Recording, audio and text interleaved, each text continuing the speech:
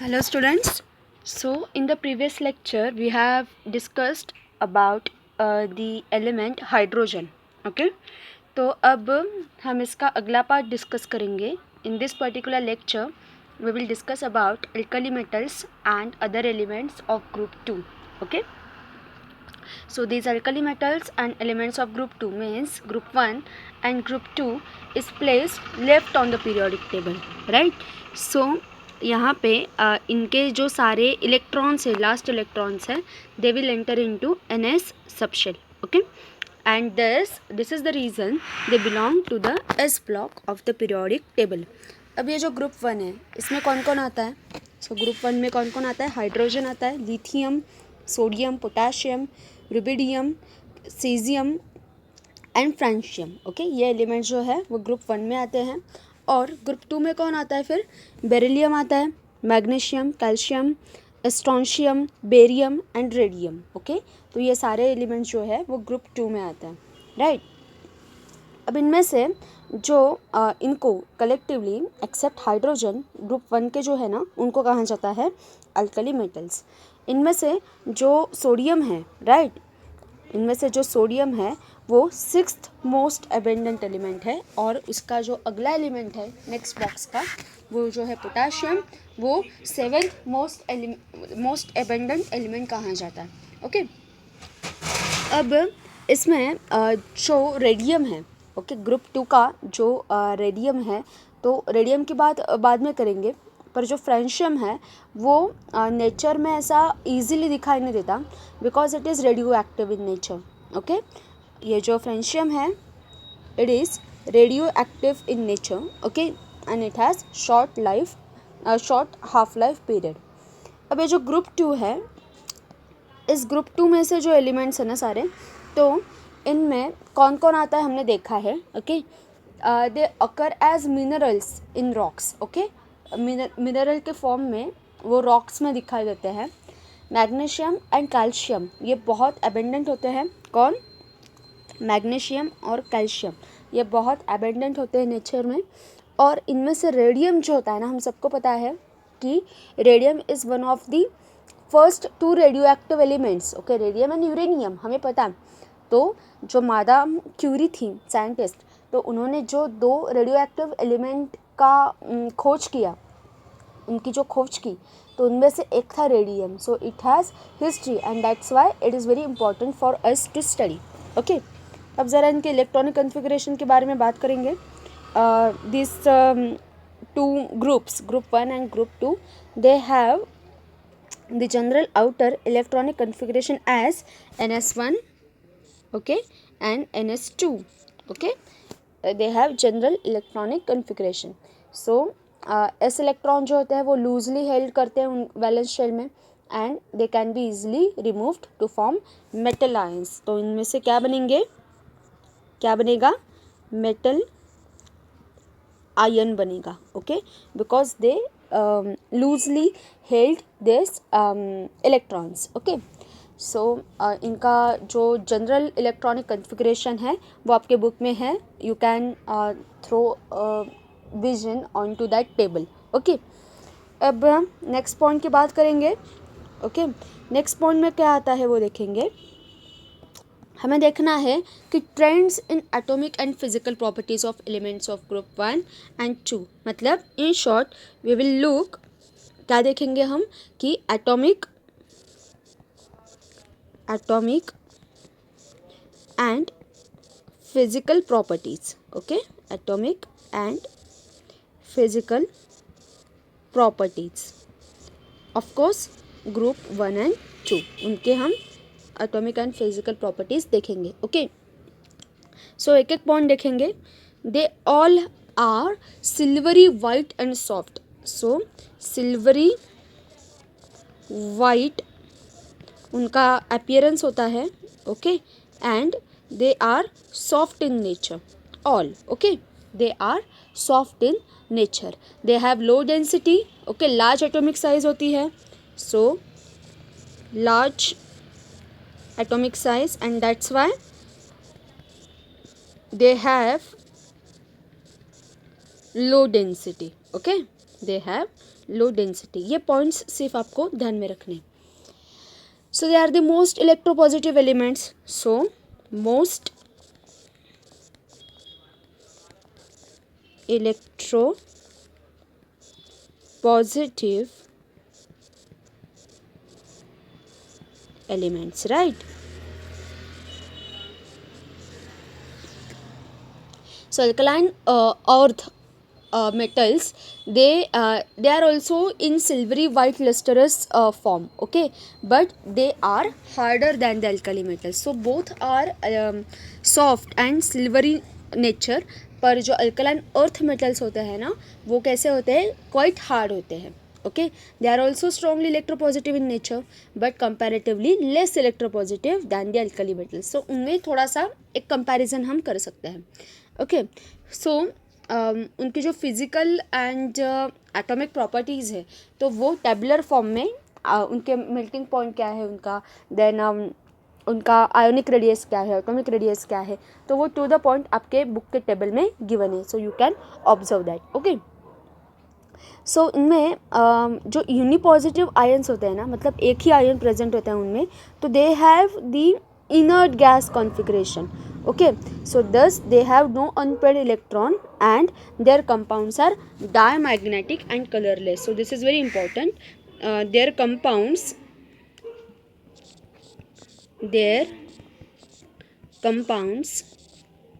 हम इनके बारे में सेपरेटली बात करने वाले हैं.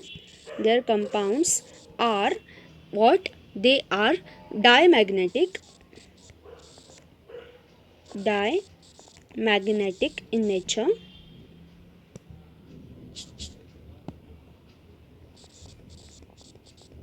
Okay, diamagnetic and totally colorless. Okay,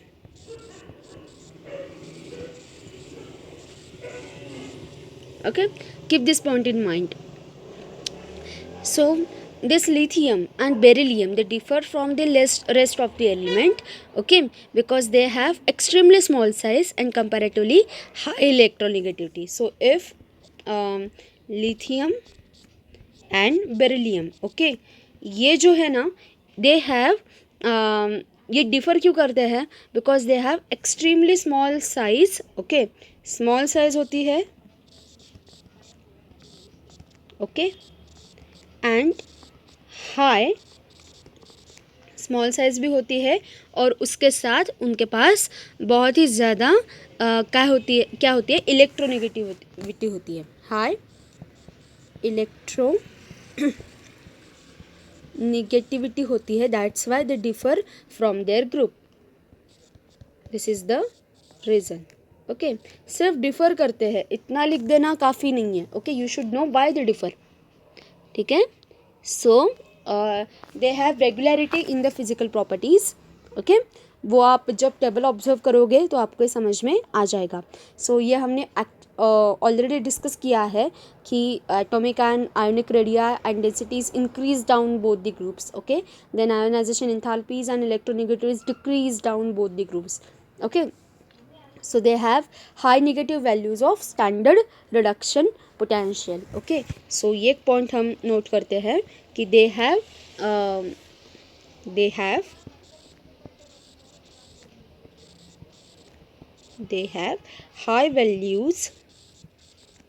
high values of standard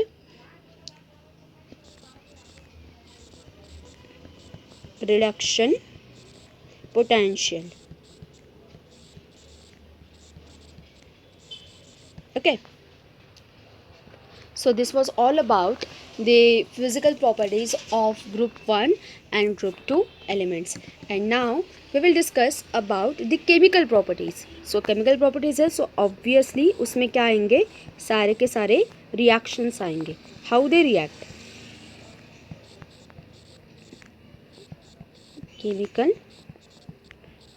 properties के बारे में हम उनके बात करेंगे. Okay, so what is the chemical nature of those elements. Okay, अब देखो इसमें they have very reactive in nature. Okay, so वो हमेशा कॉम्बिनेशन में होते हैं, मतलब कंबाइंड स्टेट में प्रेजेंट होते हैं. एंड उनके पास लो आयोनाइजेशन एंथैल्पी होती हैं, सो that's why there reactivity is very high. Okay, so reactivity of these metals increases with increasing atomic radius. Okay, and that's why and उसके corresponding में क्या होता है कि ionization enthalpy low होती है. and ये जो trend है ये आपको कहाँ मिलेगा? when you travel down the group. okay, so सबसे पहले हम बात करेंगे कि रिएक्शन विथ ऑक्सीजन और एयर. ओके, सबसे पहली बात है कि उनकी रिएक्शन ऑक्सीजन के साथ कैसी होती है. ओके, रिएक्शन विथ ऑक्सीजन और we can say air. Okay, वो क्या होती है वो देखेंगे. और उसमें भी सबसे पहले हम बात करेंगे ग्रुप 1 की.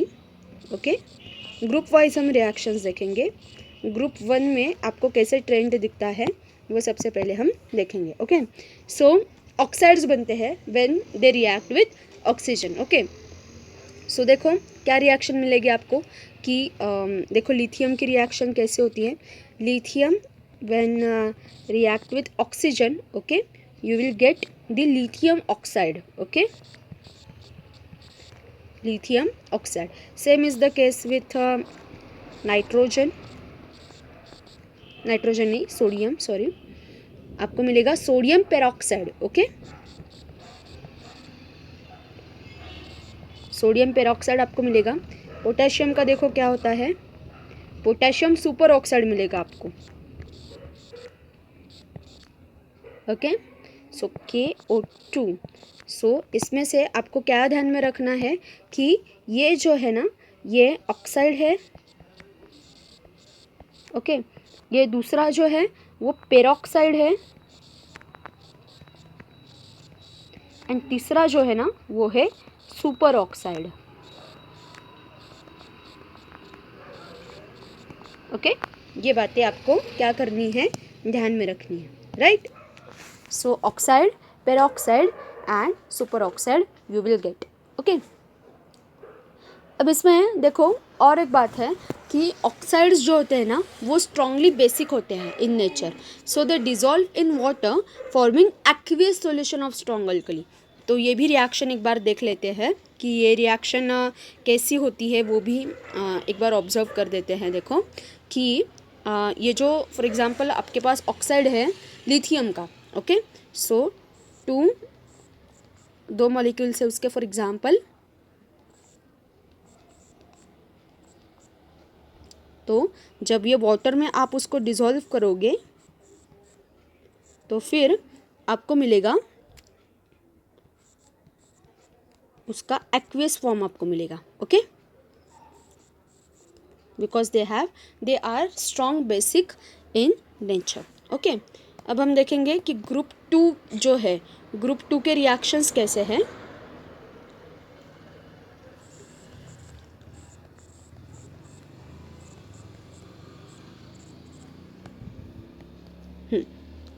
ग्रुप 2 कैसे रिएक्ट करता है. तो यहाँ भी क्या होता है, एक्चुअली ऑक्साइड्स ही बनते हैं पर उनका फैशन देखो बनने का कैसा है कि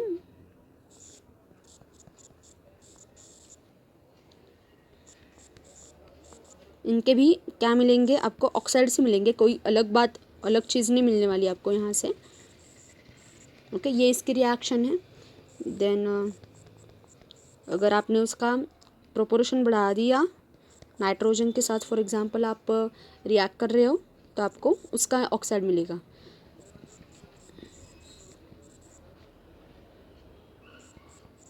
मतलब नाइट्रोजन के साथ कंपाउंड होगा. ओके, और अगर आपने इसका हीटिंग कंटिन्यू किया, ओके, तो आपको फर्दर पेरोक्साइड के फॉर्म्स मिलेंगे. Okay, so now next reaction is reaction with water. Okay, next is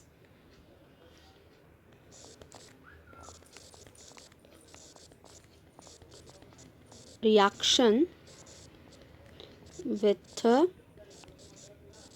water. क्या रिएक्शन है ये हमें देखनी है. तो सबसे पहले ग्रुप 1 की देख लेते हैं क्या है.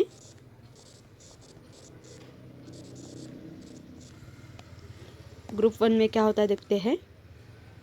सो देखो ग्रुप 1 में कैसी रिएक्शन होती है, फॉर एग्जांपल हमने यहाँ पे लिया है सोडियम,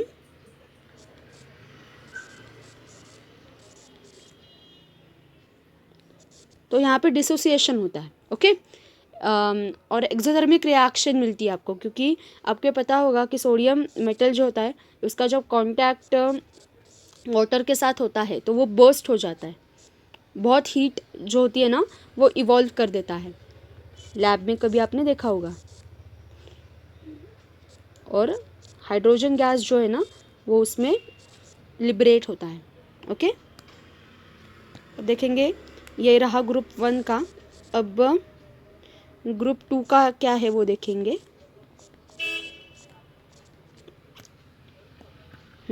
ग्रुप 2 का क्या है कि एग्जांपल लेते हैं यहाँ पे कैल्शियम का, ओके। कैल्शियम की रिएक्शन वाटर के साथ कैसे होती है, देखो प्रेसिपिटेट फॉर्म होता है, ओके। और प्रेसिपिटेट जब फॉर्म होता है ना तो वो कैसे दिखाते हैं, ऐसे लोअर साइन से दिखाते हैं, okay. So this is the way to show precipitation, okay. This is the way to show the precipitation, okay. And along with that hydrogen gas is evolved, okay. So इसके बाद हम reaction देखेंगे। I think third type is here, yes, third type, reaction with hydrogen. So it is the reaction with hydrogen, okay. So group 1 की देखो क्या है, छोटी सी reaction से देखो।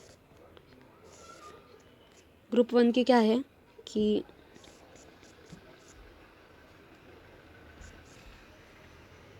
Alkali metals, directly general reaction लिखेंगे हम, और जब आप उसको एक हाई टेम्परेचर प्रोवाइड करते हो तो फिर आपको यहाँ पे डिसोसिएशन मिलेगा फिर से,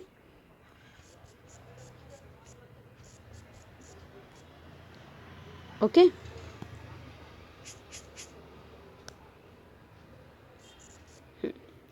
हाइड्राइड मिलेगा, ओके, मेटल हाइड्राइड्स मिलेंगे आपको। और जो आपका ग्रुप 2 है उसकी रिएक्शन देखो कैसे होती है, अगेन मेटल, तो हीट जब आप उसको प्रोवाइड करते हो तो फिर से आपको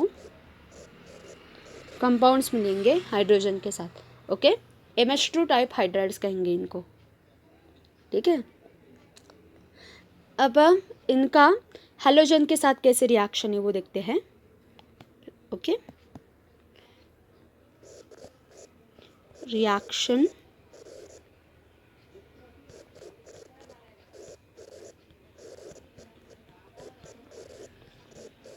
विथ हैलोजेंस, ओके। इसका हैलोजन के साथ कैसे रिएक्शन है वो देखते हैं एक बार। सिंपल है, ये भी छोटे छोटे जनरल रिएक्शंस देखेंगे। ग्रुप 1 के देखो, सो हैलोजन हम कैसे दिखाते हैं, X से दिखाते हैं, तो फिर आपको हलाइड मिलेगा, मेटल हलाइड्स मिलेंगे आपको, एग्जाम्पल कोई भी ले सकते हो आप। और ग्रुप 2 का भी देखो,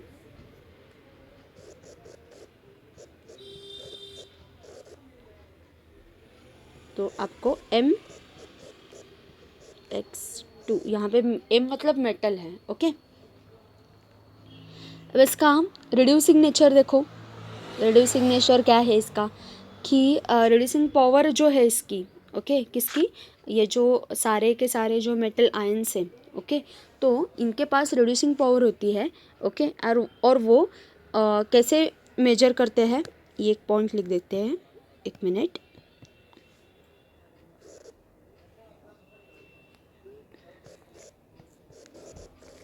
उनका जो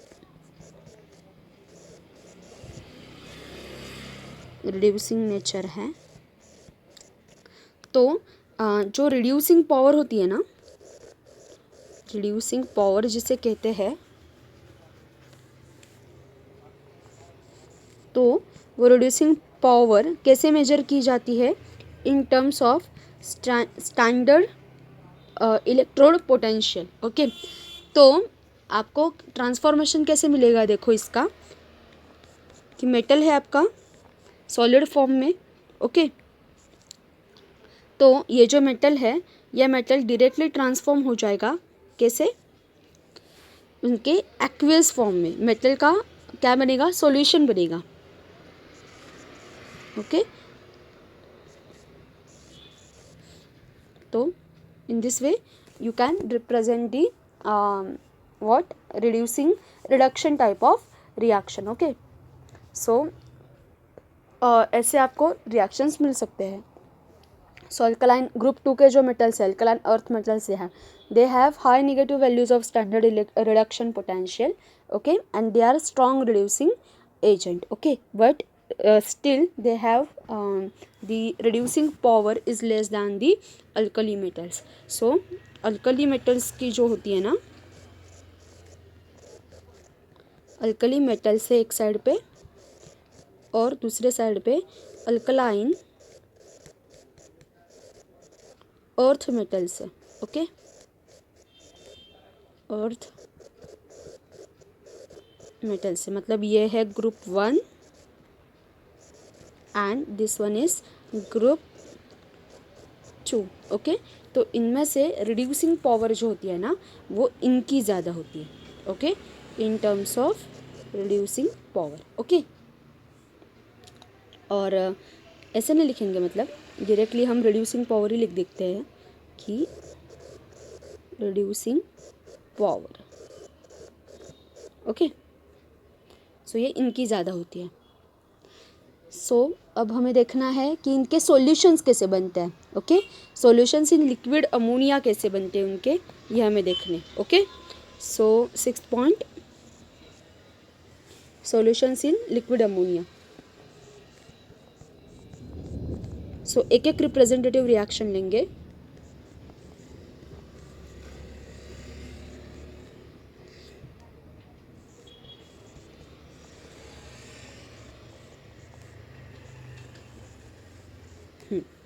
कैसे बनते हैं देखो, ग्रुप 1 अगर आपने लिया तो उसके एक रिएक्शन देखते हैं। देखो,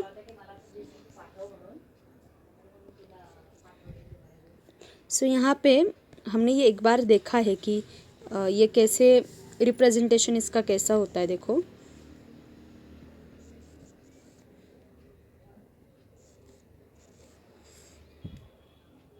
कंपाउंड्स बनते हैं यहाँ पे।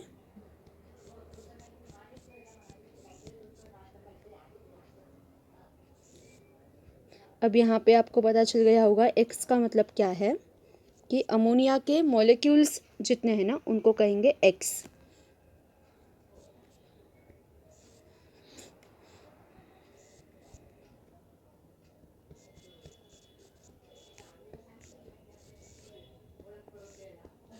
ओके, सो कटायंस जो है ना अमोनिया के, उनको कहेंगे एक्स, और जो नायंस है उनको कहेंगे वाई।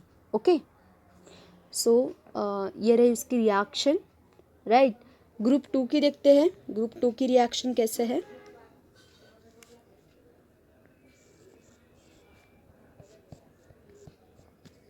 ग्रुप 2 की रिएक्शन देखो कैसे है। सो यहाँ पे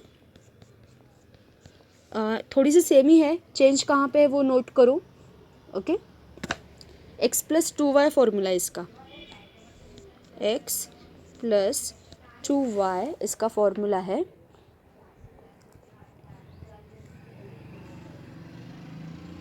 ओके, और इसका कंपाउंड देखो कैसे बनता है। सिमिलरिटी है, ऐसा नहीं है कि टोटल अपोजिट है, ऐसा नहीं है।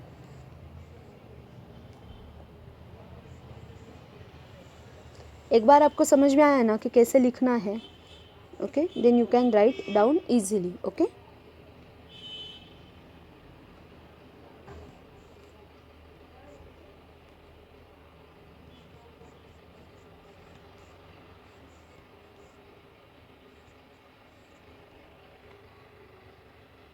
ओके, तो यहाँ पे सिर्फ माइनस चार्ज ही है,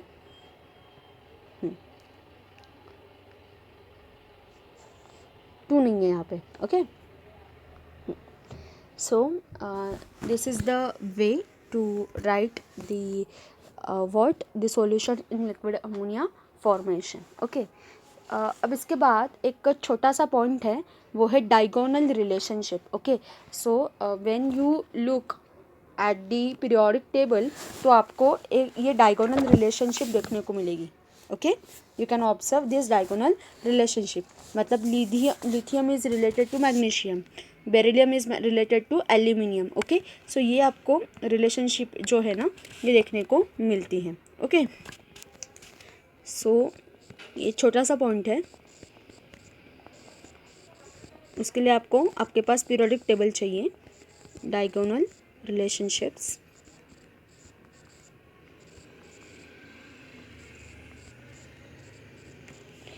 ओके, सो देखो कैसे होते हैं, हमने जैसा देखा है कि ग्रुप के जो एलिमेंट्स होते हैं they have similar properties. Okay, so in this way यहाँ पे क्या होता है कि lithium is related to magnesium. Okay, so diagonally वो लोकेटेड होती है। Beryllium is related to aluminium. Okay, so total opposite होते हैं। सो और वो क्या करते हैं ना कि अपने खुद का जो ग्रुप होता है ना, तो खुद के ग्रुप से वो डिफ्रेंशिएट होते हैं और डायगोनली दूसरा जो एलिमेंट है ना उनके पास, उससे वो रिलेट हो जाते हैं। Okay, so that's why it is called as diagonal relationship। they exhibit similarities in the properties diagonally। Okay, मतलब ग्रुप में थोड़े से डिफर हो जाते हैं, वो ग्रुप में उनका डिफरेंस होता है, पर डायगोनली जो उनका लोकेशन होता है ना दूसरे एलिमेंट के साथ, वहाँ पे वो रिलेटेड होते हैं। Okay, so why this is so? This is because due to the similarity in the nature of atomic properties। okay, so that's why they show this similarity। okay, so this is small point you can read this। and last point from this small we can say topic is the uses। okay, uses of elements group 1 and group 2। okay, so uses ये आपको ध्यान में रखने हैं, what are the uses। okay, तो uses में सबसे पहले है ग्रुप 1। ग्रुप 1 के यूजेस क्या है वो सेपरेटली देखेंगे। तो देखो ये जो लिथियम है, लिथियम जो है, ओके, तो ये लिथियम ये बैटरीज में यूज़ किया जाता है। आपको पता है कि बैटरीज में इसका यूज़ है। ओके, देन डिजिटल डिवाइसेस लिखेंगे, उसमें वॉचेस आते हैं, सब आता है। ओके, डिजिटल डिवाइसेस में इसका यूज़ है। लिथियम बैटरीज भी होती है, आपको पता है। ओके, वहाँ पे उसका यूज़ होता है।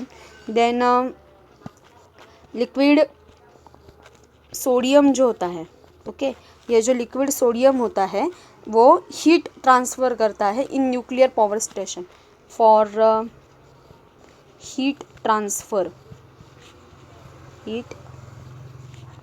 ट्रांसफ़र इन कितना बड़ा यूज़ है देखो इसका, न्यूक्लियर पावर स्टेशन, वहाँ पे इसका यूज़ है। ओके, देन पोटेशियम है, राइट, पोटेशियम है, वो फर्टिलाइज़र करके यूज़ किया जाता है, आपने नाम भी सुना होगा इसका। Okay, then it is used in the manufacturing of potassium super oxide. So production of जो सुपर ऑक्साइड्स होते हैं, KO2 कहते हैं उसको, तो उसके प्रोडक्शन के लिए काम आता है। Okay, for oxygen generator.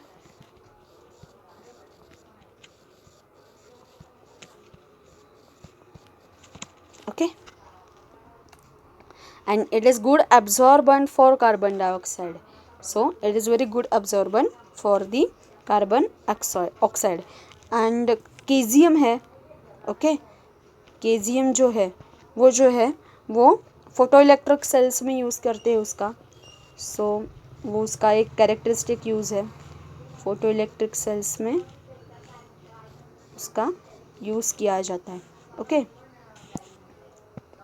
Then बात आती है ग्रुप 2 की। उनके क्या यूजेस है वो देखेंगे वन बाय वन। तो उसमें बेरिलियम है। ओके, बेरिलियम है moderator in nuclear reactors. So moderator करके इसका यूज़ है, moderator in nuclear reactors. Okay, then second है मैग्नीशियम है एंड एल्यूमिनियम है, इनका कलेक्टिवली लेते हैं। सो उनके अलॉय जो है ना वो स्ट्रक्चरल मटेरियल में यूज़ करते हैं, एयरक्राफ्ट्स में यूज़ करते हैं। सो उनके जो अलॉयज़ होते हैं, अलॉयज़ जो होते हैं वो एयरक्राफ्ट्स में यूज़ किए जाते हैं। तो कितना इसका तो देखो इंडस्ट्रियली कितना इम्पोर्टेंस होगा आप समझ सकते हैं। ओके, देन कैल्शियम जो है, ओके, कैल्शियम आयंस जो होते हैं they are important ingredients in biological system. Okay, so healthy growth of bones and teeth, उसके लिए वो इम्पॉर्टेंट होते हैं। So it is very important in biological system, body में प्रेजेंट होना इम्पॉर्टेंट होता है। आपने बहुत सारे एड्स भी देखे होंगे इसके। सो फॉर एग्ज़ाम्पल बोन्स है, राइट, टिथ्स है, इनमें प्रेजेंट होना चाहिए ये, नहीं तो उनका डिटीरियोरेशन शुरू हो जाता है फिर, right. So barium sulphate, barium sulphate जो होता है, okay, it is used in as medicine, okay, और एज इंटेस्टिनल एक्सरे के लिए ये काम आता है। ओके, इंटेस्टिनल एक्सरे जो निकाला जाता है ना उसके लिए बिफोर एक्सरे जो सॉल्यूशन लगाया जाता है उसमें ये मेडिसिन करके काम आ जाता है। ओके, देन सबसे इम्पोर्टेंट है रेडियम।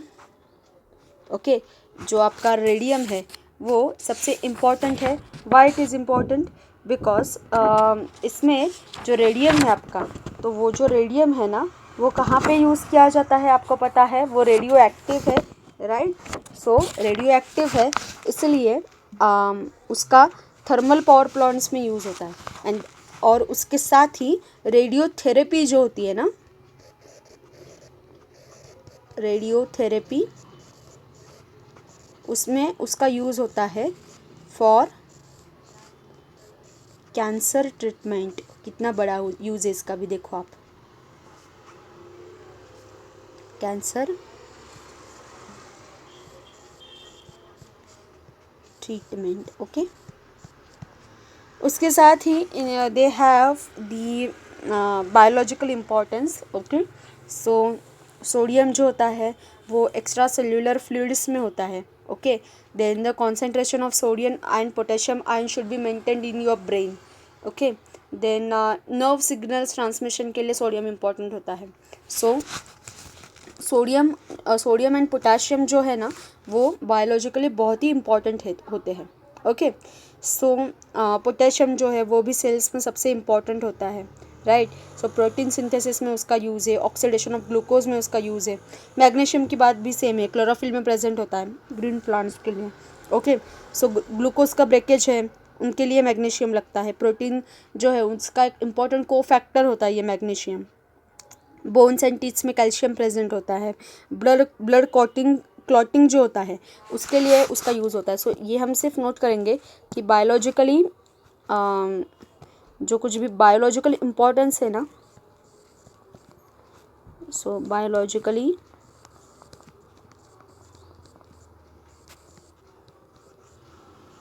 इम्पॉर्टेंट जो एलिमेंट्स है उनमें कौन कौन आता है कि ऑफकोर्स सोडियम आता है, राइट। देन आपका पोटेशियम आता है, ओके। देन कैल्शियम आयंस आते हैं, देन मैग्नीशियम आता है, okay. So they are very important. So teeths में प्रेजेंट होते हैं, स्ट्रेचिंग ऑफ मसल्स के लिए इंपॉर्टेंट होते हैं। And regular beating of heart जो होता है ना, वो सबसे बड़ा इसका यूज़ होता है कि हार्ट का अगर रेगुलर बीटिंग कराना है तो this should be present in appropriate quantity, okay. So here we are done with the elements of group 1 and 2। उसमें जो alkali metals and alkaline earth metals जो है ना, वो हमने यहाँ पे कंप्लीट कर दिया है। अब आपके लेसन में से बाकी क्या है कि उनके कंपाउंड्स बाकी हैं, ओके। सो वो नेक्स्ट लेक्चर में हम कवर कर देंगे, okay. So see you in the next lecture. Till then read this carefully, and if you have any doubt then you can ask me, okay। See you in the next lecture. Bye.